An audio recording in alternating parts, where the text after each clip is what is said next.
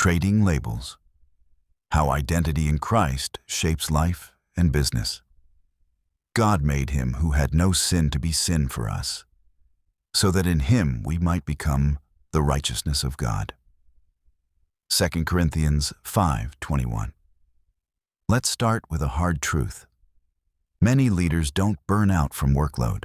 They burn out from identity confusion. You can be wildly productive and yet deeply insecure. You can hit goals, lead teams, scale businesses, and still go to bed wondering, do I matter if I'm not achieving? You can have 10,000 followers but feel unknown.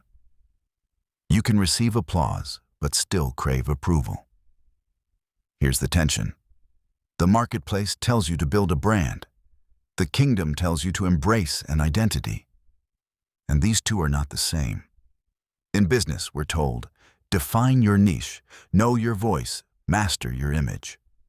All good things, necessary even. But if we're not careful, we start sourcing our worth from what we do instead of who we are. We start building our lives on sand, titles, revenue, followers, status, and when the storm comes, and it always does, it all feels shaky. Enter 2 Corinthians 5:21. One verse, a soul-defining, hustle-disrupting, identity-shifting truth bomb. Let's revisit it. God made him who had no sin to be sin for us, so that in him we might become the righteousness of God. Read it again, slowly.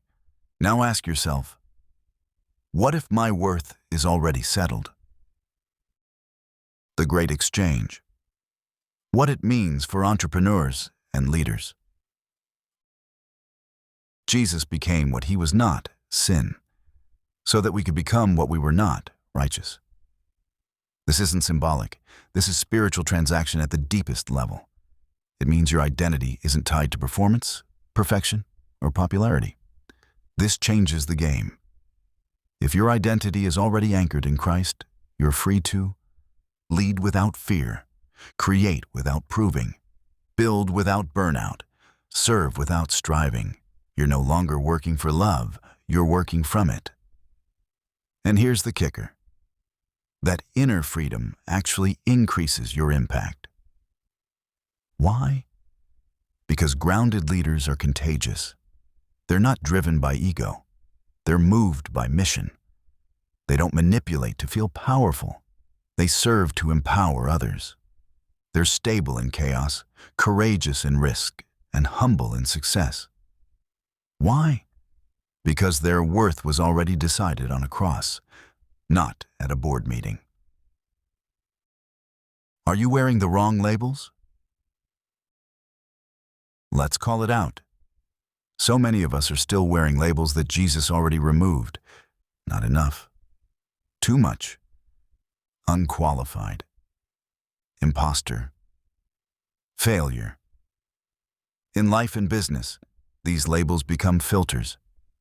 They distort how we show up, lead teams, take risks, and receive love. But in Christ, you've been relabeled. Righteous, chosen, equipped, covered, called. God doesn't just clean you up. He calls you out into purpose, into mission, into bold leadership that reflects his glory, not just your grind. Identity before strategy. Let's get practical. You don't need another marketing trick or leadership hack before you answer this question. Do I know who I am? Really? Before you launch the next product, pitch the investor, or post that reel, pause. Ask yourself, am I building from insecurity or from identity? Is my business an expression of calling or a cover for my need to be seen? Do I know I'm already enough in Christ, even if this fails? This is where transformation happens, not just in your spiritual life, but in how you run your business, lead your home, and live your days. Because when you lead from your God-given identity, not your man-made image, everything changes. You make different decisions. You create with clarity. You rest without guilt. You become dangerous in the best way to darkness, discouragement, and disillusionment. Challenge. Trade the labels. So here's your challenge. Trade the labels. Lay down whatever you've used to define yourself, success, failure, trauma, status, and take up the righteousness of Christ. It's not a concept. It's your covering. It's not earned. It's inherited. Then lead. Building, create, serve, not to be seen, but because you already are.